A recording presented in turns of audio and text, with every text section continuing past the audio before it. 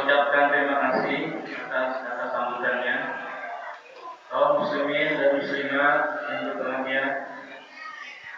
Acara selanjutnya adalah kita melaksanakan acara inti daripada malam ini, yaitu ceramah agama dalam rangka peringatan Isra Mi'raj Nabi Muhammad SAW yang insyaallah akan disampaikan oleh Habib Hasan Idrus.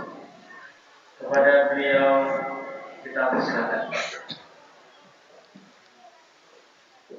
Assalamualaikum warahmatullahi wabarakatuh.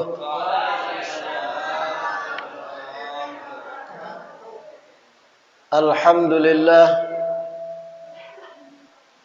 wassalatu wassalam ala sayyidina Rasulillah Muhammad ibn Abdullah wa ala alihi wa sahbihi wa man wala wa la hawla wa la quwwata illa billah. Allahumma fasalli wa sallim ala sayyidina Muhammad miftah babi rahmatillah adada ma fi ilmillah salatan wa salaman daimaini bidawami mulkillah wa ala alihi wa sahbihi wa man wala wa la hawla wa la quwwata illa billah.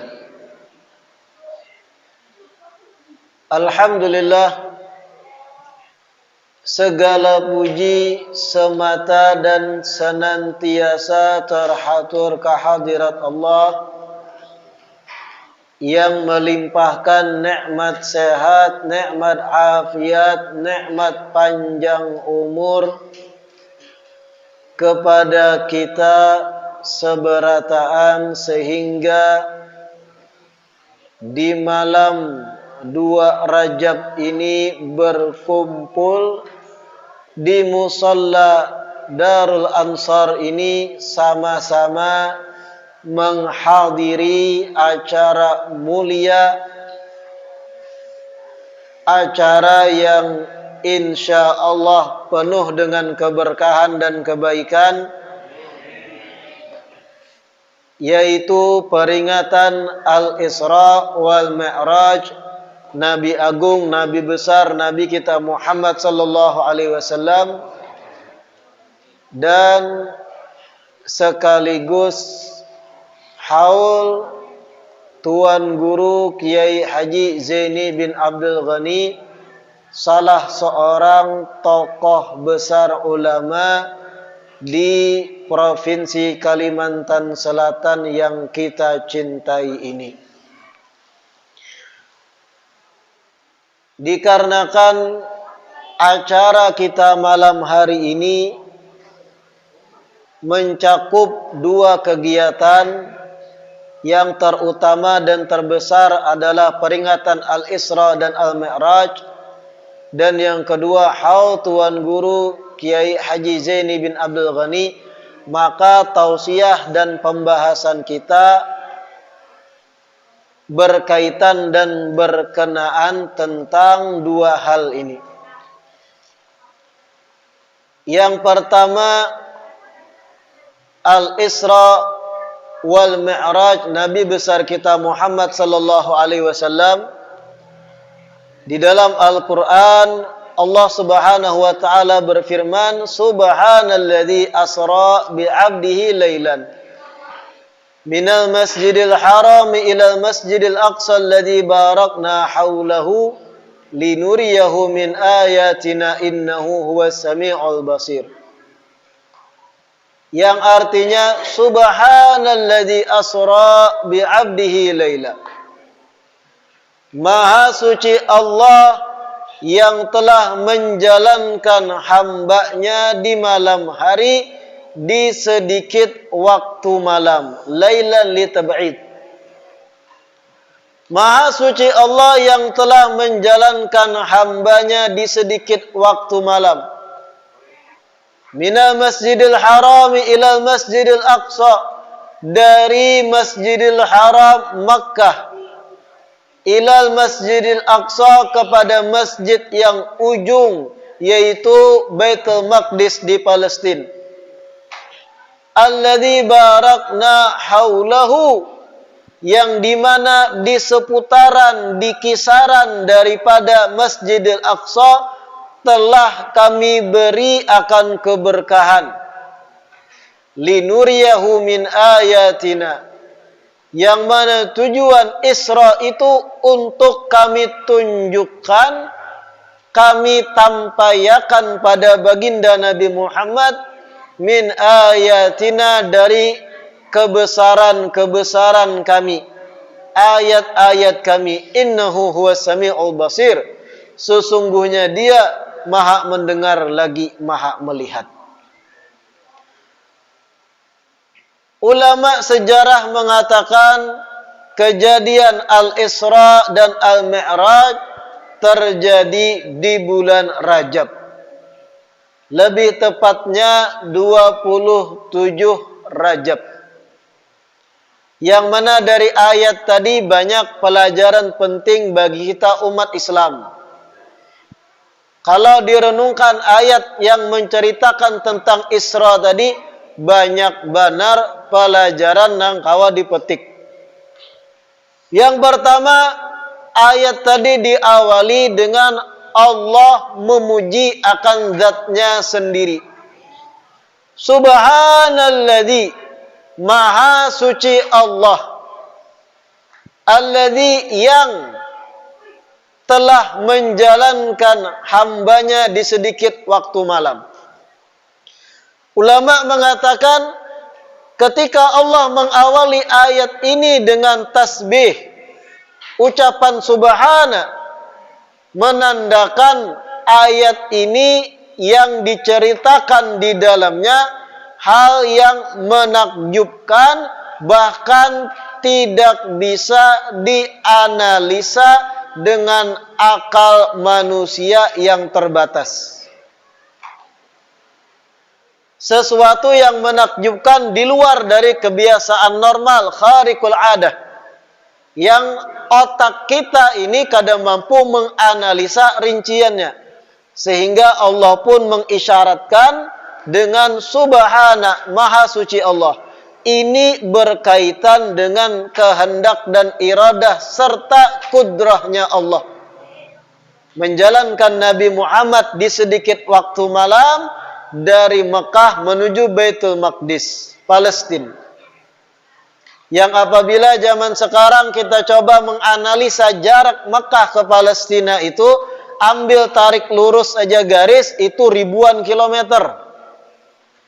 Zaman bahari 14 abad yang silam, kira-kira jarak ribuan kilometer itu dengan alat transportasi yang apa adanya di zaman tersebut, jarak ribuan kilometer itu ditempuh oleh orang normal, entah itu naik onta, naik kuda, atau berjalan batis. Itu membutuhkan waktu bulanan. Saking jauhnya jarak tersebut. Namun inilah kudrahnya Allah. Allah berkehendak, Allah berkeinginan, dijalankan Nabi kita Muhammad dengan menunggangi burak di sedikit waktu malam. Bahkan ada riwayat Sayyidah Aisyah berkata, Nabi pulang lagi ke Makkah, kasur atau wadah sidin berbaring itu masih terasa hangat sampai Nabi bulik. Artinya sekejap dalam hitungan waktu normal. Namun waktu sekejap tadi ditempuh oleh Rasul sallallahu alaihi wasallam jarak ribuan kilo, dan banyak hal-hal yang disaksikan oleh Nabi, ayat-ayat akan kebesaran Allah Subhanahu wa taala. Dalam satu riwayat disebut kecepatan burak itu yada'u hafirahu inda muntaha tarafih. Satu kali langkah batis burak melangkah, yang mana burak ini hayawan yang ditunggangi Nabi, pilihan dari Allah, melakukan perjalanan Isra menunggangi burak ini. Satu langkah kaki burak melangkah disebut dalam riwayat hadits yadha hafirahu inda muntaha tarafih. Sejauh mata burak memandang. Satu langkah batisnya tuh. Satu langkah batis burak tuh sejauh mata burak itu memandang tuh satu langkah kakinya. Amun kita manusia normal, satu langkah kaki kita paling jauh 1 meter. Mun ada satu langkah kaki sampai 2 meter, itu ngarannya beluncat. Adapun burak satu langkah kakinya sejauh matanya memandang disebut dalam riwayat hadis. Saking lajunya.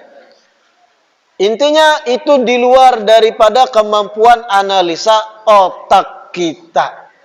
Namun pendekatan-pendekatan ilmu pengetahuan modern, kecepatan tersebut pendekatannya ada di zaman wahini. Alat-alat transportasi modern. Pesawat jet yang sekian ribu kilo pun bisa ditempuh berapa menit. Setidaknya kalau dicoba dengan analisa akal zaman kita wahini, lebih bisa dianalisa. Tapi yang kita bicarakan kejadian 14 abad yang silam. Subhanalladzi asra bi'abdihi lailan. Maha suci Allah yang telah menjalankan hambanya di sedikit waktu malam. Dari Masjidil Haram ke Masjidil Aqsa, Baitul Maqdis di Palestina. Alladzi barakna haulahu. Kelanjutan ayat menceritakan yang mana Masjidil Aqsa kami telah beri keberkahan di sekelilingnya, ujar Allah. Masjidil Aqsa itu di Palestina, Baitul Maqdis, kami telah beri keberkahan di seputarannya. Di sekitaran Masjidil Aqsa, kami beri keberkahan, ujar Allah. Ulama mengatakan bentuk keberkahan sekeliling Masjidil Aqsa dengan banyaknya ditanam jasad-jasad nabi-nabi terdahulu di sekitaran Baitul Maqdis. Itu bentuk keberkahan di sekeliling Masjidil Aqsa. Adanya jasad-jasad mulia nabi-nabi terdahulu yang banyak dimakamkan di sekitaran, di seputaran Masjidil Aqsa. Bentuk keberkahan dari Allah untuk Masjidil Aqsa. Ini pun jadi dalil bagi kita Ahlussunnah wal Jamaah bahwasanya satu wilayah yang di situ banyak ditanam makam-makam orang soleh, wilayah tersebut diliputi keberkahan. Bagus batajak rumah di situ pian. Asal jangan di kuburannya ditajaki. Alladzi barakna haulah. Setiap satu lokasi, satu wilayah di situ banyak orang-orang soleh, para wali bahkan bertanam atau dimakamkan, wilayah tadi penuh dengan keberkahan. Apa dalilnya? Alladzi barakna haulah. Masjidil Aqsa diberi keberkahan dan ternyata bentuk pemberian keberkahannya banyak ditanam jasad-jasad para nabi, orang-orang yang dekat di sisi Allah di sekeliling Baitul Maqdis. Linuriyahu min ayatina. Tujuan dari perjalanan Isra ini Allah tegaskan agar kami menampayakan, menunjukkan pada Nabi Muhammad sallallahu alaihi wasallam akan kebesaran-kebesaran ayat-ayat kami, akan tanda-tanda kebesaran kami, ujar Allah. Apa aja yang dilihat Nabi dalam perjalanan Isra? Banyak. Dan tiap yang dilihat Nabi itu banyak benar mengandung pelajaran-pelajaran penting bagi umat Islam zaman wahini. Termasuk dinukil dalam kitab Al-Isra wal Mi'raj yang disusun Sayyid Muhammad bin Alawi Al-Maliki Al-Hasani. Ada satu riwayat ketika Nabi melakukan perjalanan Isra itu, salah satu yang Allah tampayakan pada Rasulullah, Nabi ketika menunggangi burak dikawani malaikat Jibril, ditampayakan oleh Allah di hadapan Nabi ada sekelompok manusia. Ada manusia-manusia di hadapan mereka itu ada daging yang masak. Baina aidihim lahmun nadij fil qudur. Ada daging yang masak, siap santap, bersih, diandak di wadah yang bersih. Sekelompok manusia dilihat oleh Nabi, lakian dan binian. Di hadapan mereka ada daging bersih, masak, siap santap, diandak di wadah nang bersih pulang. Namun di sebelah daging bersih tadi nang siap santap ada lahmun nayyi khabith. Ada juga daging nang busuk, kada masak, mantah, buruk, bau amis pulang, rigat. Dilihat oleh Rasul sallallahu alaihi wasallam, anehnya manusia lakian binian tadi memilih memakani daging busuk, nang mantah, nang rigat, dan meninggalkan daging nang bersih, nang sudah dimasak, siap santap, bahkan diletakkan di wadah nang bersih pula. Nabi pun bertanya pada malaikat Jibril, man haula ya Jibril? Siapa gerangan mereka wahai malaikat Jibril? Manusia itu lakian binian, siapa mereka? Memilih daging busuk, rigat, bau amis, dan meninggalkan yang sudah matang. Apa jawab malaikat Jibril? Dan ini pelajaran gesan kita umat Nabi akhir zaman. Ujar malaikat Jibril, ya Rasulullah, mereka manusia yang pian lihat adalah perumpamaan dari umat pian kelak. Dari sebagian umat pian kelak, lakian dan binian ya Rasulullah, yang mana mereka sudah mempunyai pasangan yang sah, yang halal. Suami-suami yang sudah berisi istri, sudah mempunyai pasangan yang halal, sah, telah dinikahinya, tetapi tetap memilih berzina dengan wanita-wanita yang haram bagi mereka. Itu perumpamaannya, ujar malaikat Jibril. Umat pian kelak sudah punya pasangan yang sah, punya istri sah, dinikahi sah, halal digauli, bahkan dapat pahala, tapi tetap melakukan perbuatan zina dengan wanita yang tidak halal baginya. Na'udzubillah min. Dan ini terjadi di akhir zaman. Perselingkuhan, perbuatan-perbuatan yang tidak-tidak. Suami mencari kepuasan di luar rumah.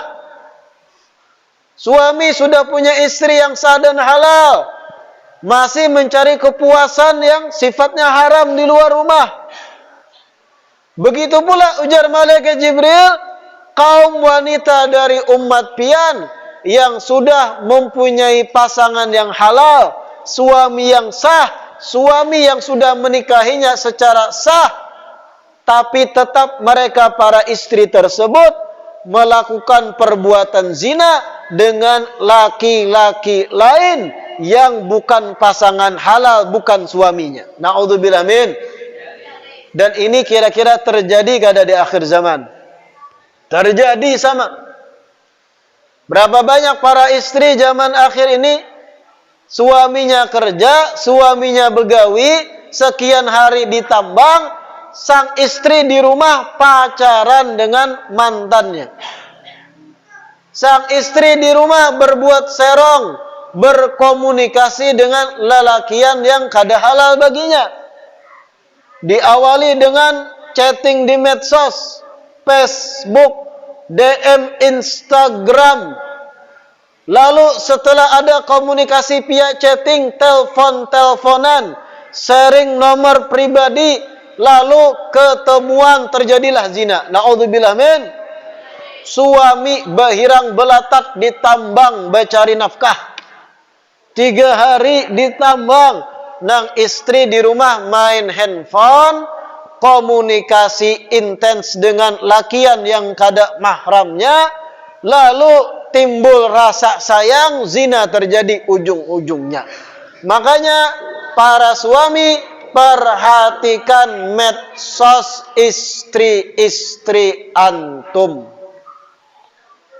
Berapa banyak perselingkuhan terjadi diawali dengan media sosial. Bahaya medsos namun kada diawasi.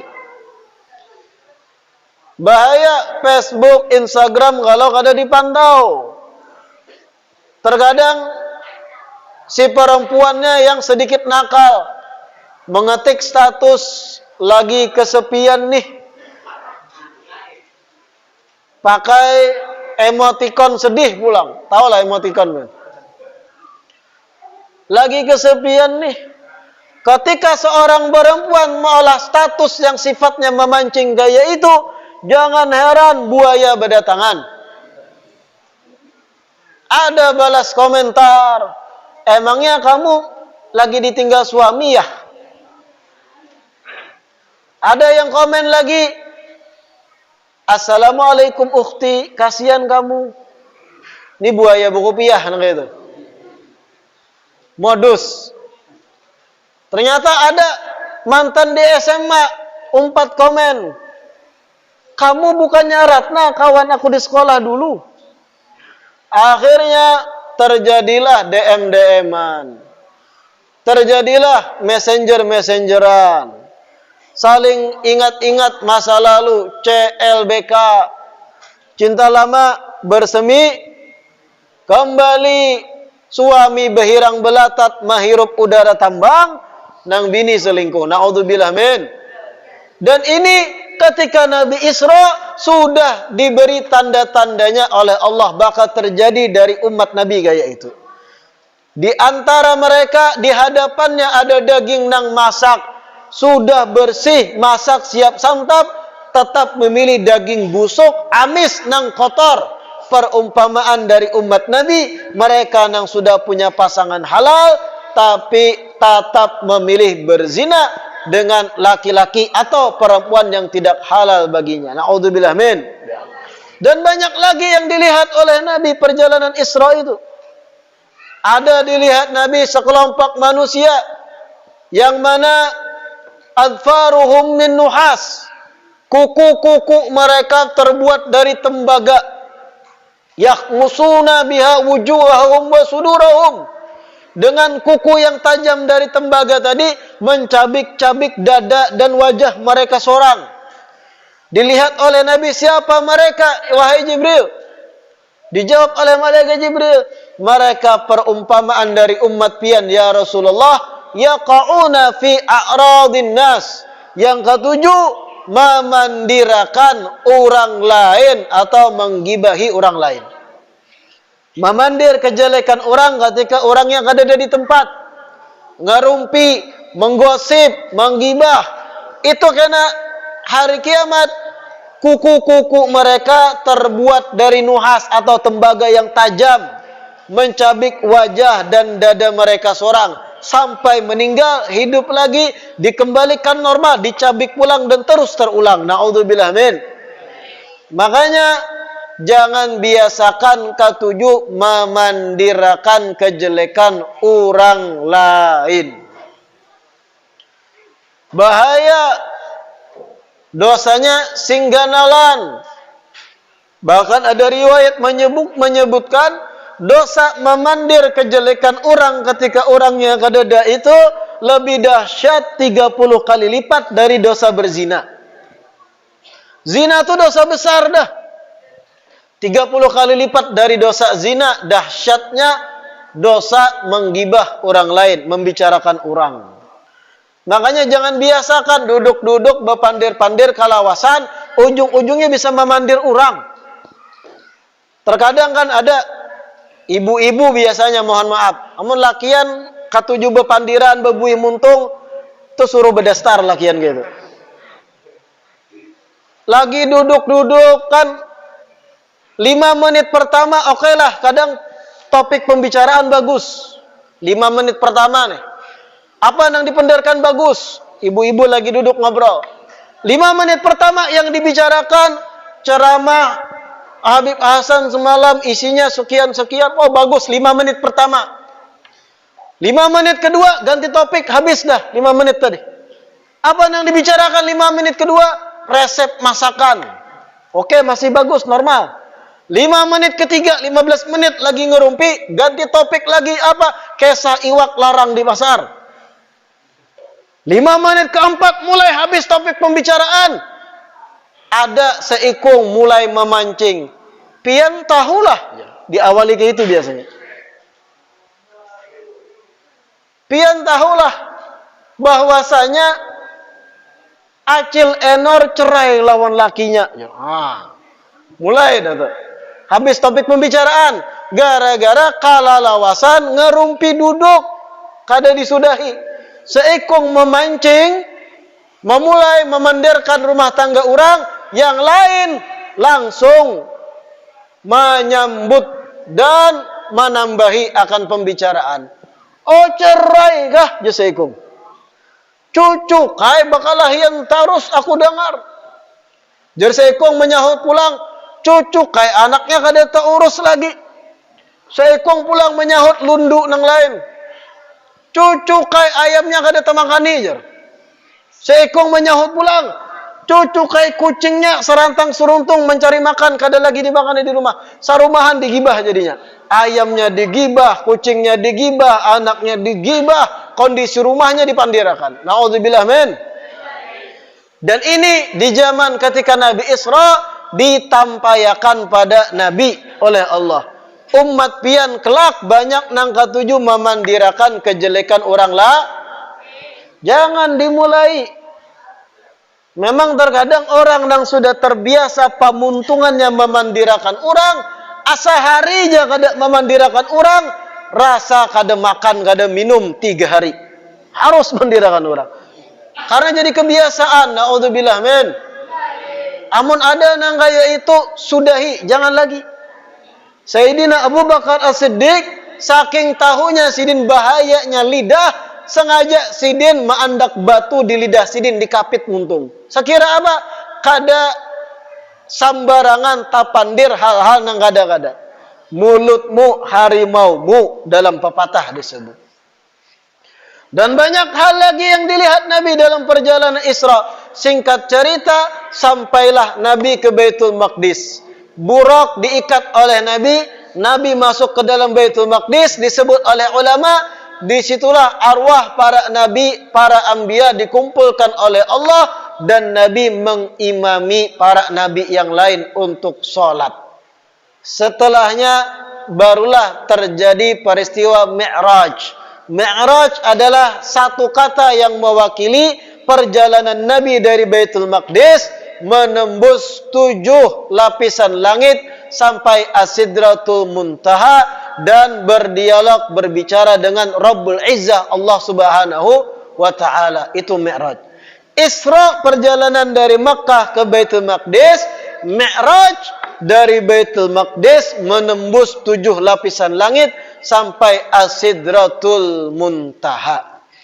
Namun catatan penting di sini ketika pian mendengar Nabi melakukan perjalanan Mi'raj sampai ke puncak tertinggi dari langit yang ke-7 sampai Sidratul Muntaha, jangan sampai pian mengira bahwa Allah bertempat.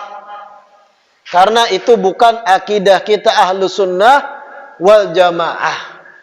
Allah tidak berjihad, artinya tidak bertempat di arah manapun. Tidak di atas, tidak di bawah, tidak di kiri, tidak di kanan. Karena apa? Laisa kamitslihi syai'un. Allah tidak menyerupai apapun dari makhluknya. Apabila dikatakan Allah berada di tempat lebih-lebih di arah, yaitu di atas, artinya sama hanya kita menyamakan Allah dengan makhluk yang membutuhkan ruang dan dimensi, dan itu bertentangan dengan sifat wujub Allah, qiyamuhu binafsih, berdiri sendiri dan tidak berhulul pada makhluknya.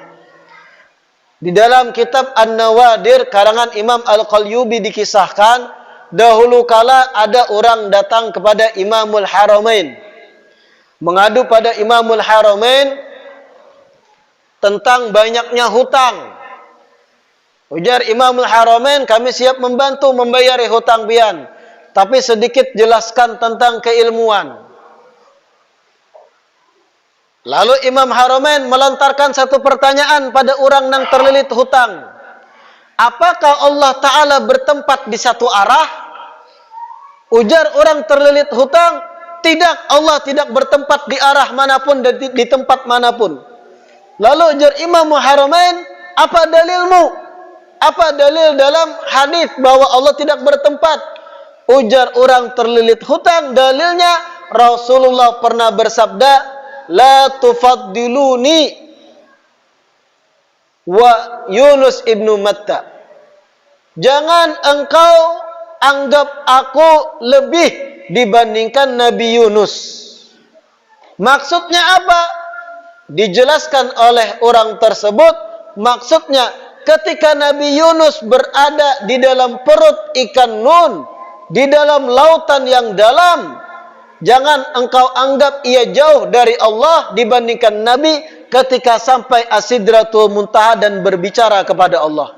Karena kalau dikatakan Nabi Yunus ketika dalam perut ikan Nun, itu dikatakan jauh pada Allah, dan Nabi Muhammad yang ketika Mi'raj dekat pada Allah, sama hanya pian mengatakan Allah bertempat, yaitu di langit. Tapi Nabi mengatakan, jangan engkau anggap aku lebih dari segi pertemuan dengan Allah dibandingkan Nabi Yunus. Sama-sama Allah lebih dekat dari urat nadi yang ada di tubuh kita. Intinya Allah tidak bertempat lebih-lebih di langit. Orang yang meyakini Allah bertempat agak mirip pemahamannya dengan Fir'aun. Karena ketika Fir'aun beranggapan Tuhannya Nabi Musa di langit, inya pun berkata pada anak buahnya, Ibnili sorkhan, bangunkan aku piramid, kai ara Rabb Musa, agar aku bisa melihat Tuhannya Musa. Fir'aun salah paham dalam berakidah. Jangan meyakini Allah bertempat. Pada intinya, Mi'rajnya Rasul, hal yang paling penting yang kita petik di balik dialognya Rasulullah dengan Allah Ta'ala ketika Mi'raj tersebut, Allah wajibkan pada kita umat Islam mendirikan sholat 5 waktu. Atau bahasa lembutnya, Allah Subhanahu wa Ta'ala menghadiahkan pada umat Islam sholat 5 waktu. Yang mana sholat 5 waktu ini menjadi penentu berkah atau kadanya kehidupan kita, tiang agama bagi umat Islam. Itu sedikit bercerita tentang Al-Isra dan Al-Mi'raj. Kalau dikupas lagi lebih dalam, panjang waktunya. Kita berbicara pada hal yang kedua yang kita adakan malam hari ini, yaitu peringatan haul salah seorang tokoh besar kita, ulama besar Kalimantan, Al-Alim Kiai Haji Zaini bin Abdul Ghani, atau dikenal dengan Guru Sekumpul. Di dalam kitab Tanqihul Qaul Al-Hatid ada satu riwayat Nabi pernah bersabda, Rasulullah diriwayatkan bersabda, idza matal alimu bakat alaihi ahlus samawat wal ard 70 yauman. Apabila orang alim telah meninggal dunia, maka penduduk langit dan bumi menangis selama 70 hari. Apabila seseorang yang dititipkan oleh Allah akan ilmu agama meninggal dunia, orang alim yang berilmu telah wafat, maka penduduk langit dan bumi akan menangisi, akan merasa sedih dengan wafatnya orang alim tersebut. Dilanjutkan lagi riwayatnya, man lam yahzan limatil alimi fahuwa munafik qalahu 3 marrat. Barang siapa yang tidak bersedih ketika orang alim meninggal, atau barang siapa yang tidak bersedih atas meninggalnya orang yang berilmu, maka orang tersebut munafik. Diulang sebanyak 3 kali dalam riwayat ini. Atas dasar ini, artinya bentuk haul terhadap orang yang alim yang kita tokohkan, hakikatnya bentuk rasa sedihnya kita ditinggalkan oleh sidin. Hal kita terhadap orang yang berilmu, bentuk lain kita menunjukkan kita merasa sedih telah ditinggal oleh orang yang berilmu, yang seandainya panjang umur sidin, ilmu sidin bisa kita timba, bisa kita pelajari, bisa kita duduk terus menuntut ilmu lawan sidin. Orang yang kada bersedih ketika orang alim meninggal, ujar Nabi, munafik, munafik, munafik. Apa munafik? Orang yang menampayakan di luar seakan muslim, tapi dalamnya penuh dengan kekufuran, kada percaya dengan Islam. Lucu kalau kita kada sedih terhadap orang alim meninggal dunia. Orang yang beriman pasti sedih ketika ada orang alim meninggal. Kenapa? Inya sadar orang alim meninggal, kesempatan menuntut ilmu, menimba ilmu, belajar dengan orang alim tadi stop, terhenti di situ. Yang seandainya panjang umur, terus kita kawa menuntut ilmu lawan sidin. Pada intinya di sini, ketika orang alim meninggal dunia, jangan kita berekspresi kadada lalu menampakkan rasa sedih. Setidaknya tahasur, merasa sayang, ya Allah, kesempatan ulun menuntut ilmu bertalaki lawan sidin sirna karena pian telah cabut, karena pian telah sampaikan ajalnya. Karena wajar kita sedih kayak itu. Karena kemanfaatan ilmu sidin stop sampai di situ. Memang kita kalau menuntut ilmu dengan murid-murid sidin yang lain yang masih hidup, tapi tidak akan sama ketika menuntut ilmu langsung dengan orang alim yang meninggal dunia tersebut. Kada gagampangan kemanfaatan orang alim itu. Bahkan dalam kitab An-Nawadir karangan Imam Al-Qalyubi, dinukil dari Imam Ka'bul Ahbar. Imam Ka'bul Ahbar menceritakan di hari kiamat kelak ada seseorang yang disidang oleh Allah Subhanahu wa taala. Ketika disidang, ditimbang amalan-amalannya, lebih berat amalan buruknya pada kebaikannya. Artinya lebih banyak dosa pada kebaikan. Ujar Allah, bawa orang tersebut wahai malaikat ke dalam neraka. Proses ketika dibawa malaikat menuju neraka, Allah berucap lagi, wahai malaikatku, tahan dulu. Tanyakan pada pendosa tadi. Pertama, tanyakan pada pendosa, ujar Allah, hal jalasa fi majlisi alimin fid dunya fa'aghfiru lahu bi syafa'atih. Wahai malaikat, sebelum kalian masukkan pendosa ini dalam neraka, tanyakan, apakah semasa hidup di dunia pernah duduk di majelis ilmu orang alim, sehingga kalau inya pernah duduk di majelis ilmu orang alim, aku akan ampuni ia dan aku akan masukkan ia surga dengan syafaat orang alim tadi. Malaikat pun bertanya pada pendosa tadi.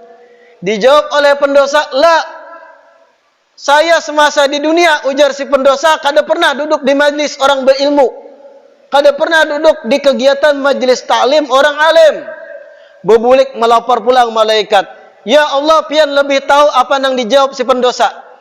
Si pendosa menjawab, la, kada pernah duduk di majelis taklimnya orang berilmu. Ujar Allah pertanyaan kedua, hal ahabba aliman. Tanyakan lagi pada pendosa, apakah pernah semasa hidup di dunia inya mencintai barang lawan orang alim? Ketujuh, barang lawan orang berilmu walau kada hadir kegiatan orang alim. Tanyakan lagi. Ditanya pulang oleh malaikat. Dijawab lagi oleh pendosa, la, kada pernah juga ketujuh lawan orang alim. Kada pernah ada rasa ketujuh di hati lawan orang berilmu. Malapor purang malaikat, ya Allah, ujarnya kada pernah. Ditanya lagi oleh Allah pertanyaan ketiga, hal jalasa ala ma'idatin ma'alim.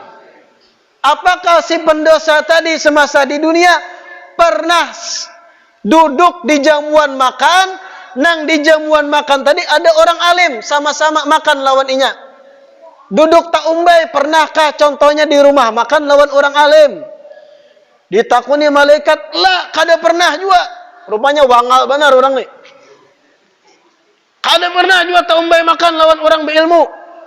Ditakuni nang keempat, oke jar Allah, hal sakana fi sikkatin fiha alimun. Takuni lagi orang pendosa itu, apakah inya berdomisil di satu gang, nang mana di gang rumahnya ada orang alim di situ, umpat tinggal juga di gang tersebut. Batetangga barang lawan orang alim, adakah semasa di dunia? Ditakuni malaikat juga, lah kada juga. Kada pernah bertetanggaan satu gang rumah lawan orang alim. Wangal lalu di mana rumah? Bubulik malaikat, kada pernah juga ya Allah. Ditakuni oleh Allah yang kelima, hal wafaqa ismahu isma alimin au nasabahu nasaba alimin. Ngaran inya si pendosa itu adakah mirip sama dengan ngaran orang alim? Contohnya ada orang alim ngarannya Abdurrahman. Apakah ngarannya si pendosa Abdurrahman juga tuh nah? Ngarannya ada sesamaannya kah dengan ngaran orang alim? Dijawab, kada juga ya Allah, ngarannya jauh benar. Ngarannya kada ada sesamaannya orang alim. Ribuan ulama mulai bahari kada ada nang sama ngarannya. Rupanya ngarannya aneh benar. Sewangal-wangalnya orang zaman wah ini ada barang mahirip ngaran lawan orang alim kadang. Ngaran barang sama kan? Muhammad Abdurrahman, ada Muhammad, banyak ulama ngaran Muhammad, ya kada? Walau gawiannya kada karuan contohnya, ngaran barang sama. Ternyata ini orang cerita Imam Ka'bul Ahbar ini kada juga ngarannya mirip ngaran orang alim. Atau ujar Allah, apakah ada kekerabatan barang lawan orang alim? Taraib di umma kah? Taraib di abah kah? Sepupu 3 kali lawan orang alim? Kada ada juga. Rupanya rumah keluarga besarnya ini kada ada nang alimnya juga. Pertanyaan kelima sudah. Kada ada juga ya Allah, kada juga. Terakhir ujar Allah, hal yuhibbu rajulan yuhibbu aliman. Takune pada pendosa itu, apakah bakawan ketujuh lawan seseorang yang mana kawannya yang dikawaninya cinta lawan orang alim? Ketika ini ditanyakan pertanyaan ke-6, naam, iya ada. Bakawan lawan seseorang sesama preman lah. Tapi preman yang dikawani ketujuh lawan ulama. Cinta lawan ulama. Sabab bakawan lawan preman yang ketujuh ulama tadi. Lalu ujar Allah Ta'ala, masukkan pendosa tadi ke dalam sorga. Sebab inya berteman dengan kawannya dan kawannya cinta dengan para ulama. Ayo luar biasanya bian. Kecintaan terhadap ulama bisa menjadi sebab keselamatan pendosa. Luar biasanya rahmat Allah, kasih sayang Allah. Makanya dalam hadis, kun aliman, au muta'alliman, au mustami'an, au muhibban, wala takun khamisan fatahlak. Jadilah ikam orang alim. Kada kawa jadi orang alim. Nang kedua barang au muta'alliman, orang nang menuntut ilmu belajar lawan orang alim. Kada kawa juga jadi penuntut ilmu au muhibba au mustami'an, jadi pendengar barang.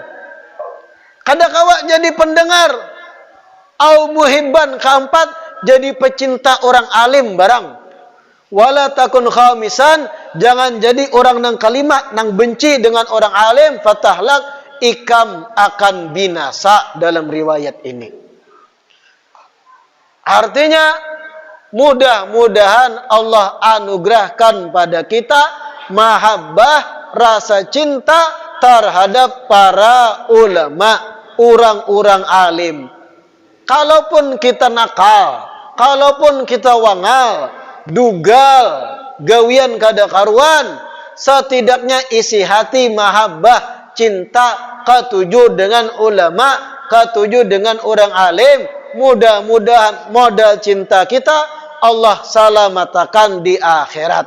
Jangan jadi pembenci. Sudah wanga, duga nakal, rumah jauh dari orang alim, kada pernah hadir pengajian orang alim, jadi pembenci pulang. Ada kegiatan majelis taklim ulama, dimusuhi, disasambati, maginnya pian kacau hidup. Na'udzubillah min. Mudah-mudahan kegiatan kita malam hari ini membawa kebaikan gasan kita seberataan, membawa keberkahan dan rahmat bagi kita seberataan. Yang belum dapat hidayah, mudahan dapat hidayah. Yang gawiannya rancak kada baik, mudah-mudahan menjadi baik. Yang tadinya masih nakal, mudahan jadi baik.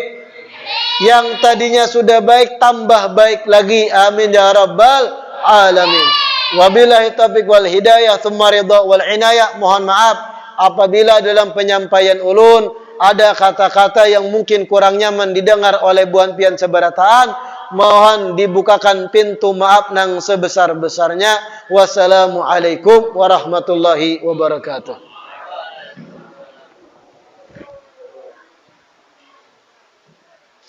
Demikianlah tausiah atau ceramah agama.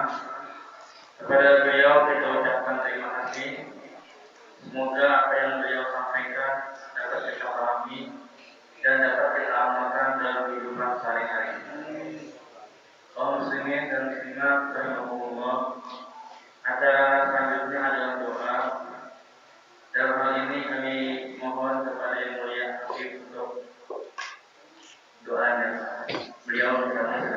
Bismillahirrahmanirrahim. Alhamdulillahirabbil alamin. Allahumma shalli wa sallim ala sayyidina Muhammad wa ala alihi wa sahbihi ajmain. Allahumma inna nas'aluka al-'afwa wal 'afiyah wa mu'afatan da'imah fid din wa dunya wal akhirah. Allahumma inna nas'aluka jannah wa ma yuqarribuna ilaiha min qawlin wa 'amalin wa niyatin wa i'tiqad, wa na'udzu bika minan nar wa ma yuqarribuna ilaiha min qawlin wa 'amalin wa niyatin wa i'tiqad. ربنا اغفر لنا ولإخواننا الذين سبقونا بالإيمان ولا تجعل في قلوبنا غلا للذين آمنوا ربنا إنك رؤوف رحيم. اللهم إنا نسألك ما سألك منه عبدك ونبيك سيدنا ومولانا محمد وعبادك الصالحون, ونعوذ بك من شر ما استعاذك منه عبدك ونبيك سيدنا ومولانا محمد وعبادك الصالحون. ربنا آتنا في الدنيا حسنة وفي الآخرة حسنة وقنا عذاب النار. وصلى الله على سيدنا محمد وعلى آله وصحبه وسلم والحمد لله رب العالمين. تقبل الله منكم. Bapak-bapak, ibu-ibu, kaum muslimin dan muslimat rahimakumullah, memasuki acara terakhir yaitu penutup. Sebelum acara ditutup, kami mewakili panitia pelaksana mengucapkan terima kasih atas segala kehadirannya dan mohon maaf yang sebesar-besarnya jika ada perkataan, perbuatan atau hidangan yang kurang berkenan di hati para kaum muslimin dan umat yang hadir. Akhir kata, marilah kita tutup katanya dengan bersama-sama